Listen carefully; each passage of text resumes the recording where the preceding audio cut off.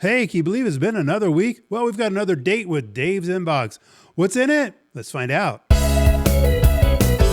Hey, everybody. Dave Edwards, Treasure Valley Dave here. You know, your great real estate agent by your side when it comes time to buy a home, sell a home, or relocate to the Treasure Valley. And obviously, you're interested in things Idaho, maybe California, and real estate related. And we're going to get into some of those things right now. Today, we're going to talk about gerrymandering. And this is particularly important for maybe people in California. Gavin Newsom's up to something. Well, he always is. Another story we're going to talk about is how backyard housing is booming in California. What is backyard housing? And then last but not least, kind of a very sad story, really. And it might fall under the FAFO category, but has to do with up here in Idaho, we had a fatal road rage incident. So, yeah, let's just get into it right now. So redistricting, I'm sure you've heard about the recent kerfuffle that happened down in Texas and Gavin Newsom's response to it. He's going to be throwing a little bit of a hissy fit himself. So California's constitution mandates that congressional districts be drawn to encourage geographical compactness, such as nearby areas of population, and are not bypassed for more distinct population. What does that mean? That means you can't gerrymander in California. Guess what they're doing? So here's some of Gavin Newsom's most recent proposed violations right here. He's got this long peninsula down here in CD2. That would be right down here. He's going to try to get the conservatives up here diluted by all the liberals on the coast. The elephant trunk of CD3, Congressional District 3, that's down here. Look at this. It bypasses all of this to make sure that we get the liberals from here are canceling out the conservatives up here. Jigsaw puzzle piece of CD31 and 35. So where's that? That would be down here.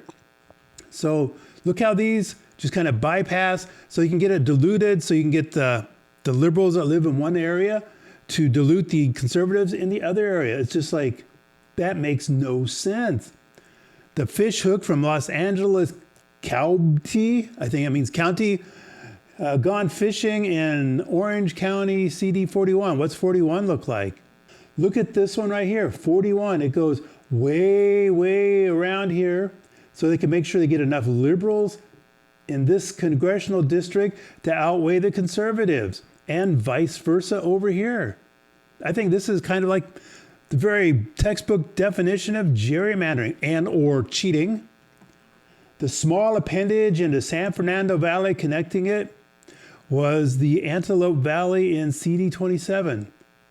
Oh my gosh, look at that, way over here. It's like, that's not even like similar. It's way over here in the desert. Then we come over here and we're trying to get as many of the liberals from down in this area to dilute the conservatives up in this area.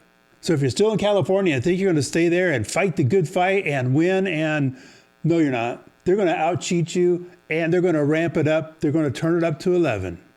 Who'd have thought something's going on with the real estate market in California? What is it this time? Inside the backyard housing boom in California. Did you know 1 in 4 new construction permits in California are for accessory dwelling units, ADUs as we call them in the biz, in backyards? Rental income from a detached ADU in his backyard helped this guy initially offset his mortgage payments and then later provided a place for his son to land. So that means you become maybe 2 questionable things at one swoop. You become a boomerang parent and the kids move back in, maybe they never move back out. And also you become a landlord. Oh, that's got to be fraught with some kind of problems too, especially in California. Amid soaring home prices and a housing crisis, which California leads, with a deficit of more than 1 million homes, ADUs now represent a significant and steady increasing supply of overall housing construction in the Golden State. A descendant of the post-war granny flats or dowager cottages, that's a new term on me, intended to house aging relatives. At least half of contemporary ADUs are predestined for the rental market. Most are modest studios or 1-bedrooms that can be built at a fraction of the cost of a traditional home, but still command market rate rents. California issued over 30,000 permits for ADUs last year, representing 26% of all new housing constructions. So people that like this, they say the boom is a bulwark against the worsening affordable housing crisis even a corrective measure to decades of exclusionary zoning. Critics say that it overburdens infrastructure, threatens property values, degrades aesthetics, and represents an unprecedented loss of community control over residents' quality of life. So what do you make of that? You already have neighbors that got, in California, that got 5 cars parked out on the street and a couple up in the yard. Guess what? There's going to be more. And there's not enough water for your community now. Guess what? There's going to be less. So instead of having 3 minutes for a shower every other day, let's make that 2 minutes once a week. Dang, what's going on down there? Hey, so what do you guys think about this? Is this Idaho for you? So we have a fatal road rage shooting incident under investigation in Payette County. So this is the follow-up story. And it's kind of been, you know how follow-up stories get when something happens that doesn't fit the narrative, that gets kind of whitewashed. So here we're saying that the Payette County Sheriff's Office said there's a shooting that happened at 9:10 a.m. Sand Hollow Road, south of Black Canyon Road. Investigators say 2 male drivers stopped their vehicles during a road rage encounter and one shot the other with a handgun. It's like, oh my gosh, what's going on there? It's like 2 people just pulled over and started shooting. Is that how it went? The shooter has been detained and is cooperating.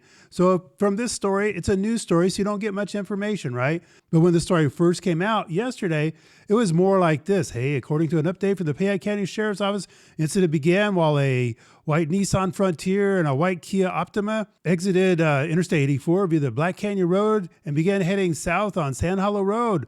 So if you know where that is, that's out north of Caldwell, several miles. It's kind of out in the middle of nowhere. Not a whole lot going on. So while driving on Sand Hollow Road, the driver of the Kia, identified as 32-year-old Charles Vincent Avery of Salem, Oregon. So we got a younger guy from Oregon. I don't know. I'm kind of starting to think maybe entitlement's going on. So he apparently parked and blocked his car to block the road. So then this guy got out of his car and he approached the driver of the white Nissan Frontier, driven by a 71-year-old man from Boise, and damaged one of the vehicle's mirrors before attempting to break the driver's side window. He tried to open the door of the Nissan Frontier. So let's just picture we have this younger guy from Salem, gets mad, they're on the freeway, some kind of road rage incident. Maybe there's some sense of entitlement going on there. Maybe, I don't know, of the guy from Oregon, the 71-year-old guy in the pickup. I've been behind those people on the road. Sometimes they don't go quite fast enough, but you know what? So be it. But anyway, so they pull over and then the youngster, maybe attitude, obviously has an attitude, gets out of his car, comes up, walks up to the pickup, breaks off the mirror, beats on the window, tries to get into the car, tries to get into the pickup. And then what happens? The 71-year-old guy, what's he going to do? Feared for his life, shot the Oregon man, dead right there. So is this a case of FAFO? I think so. So if you're an entitled Oregonian, come over to Idaho to try to pick on old men, you might want to think twice. Wow, that last story is just a little bit scary, isn't it? So what if that was you? What if you were angry? Or what if you were the victim of someone that's angry? Do you have any idea what you would do? You might just think about it ahead of time. That way you could be prepared. I'm sure it's never going to happen, but you never know. And those other stories are pretty good too. Hey, if there's anything that Maureen and I can help you with when it comes time to figure out if Idaho is a place for you, give us a call, a text, email. We'd be glad to help you. And until next time, see you on the next video.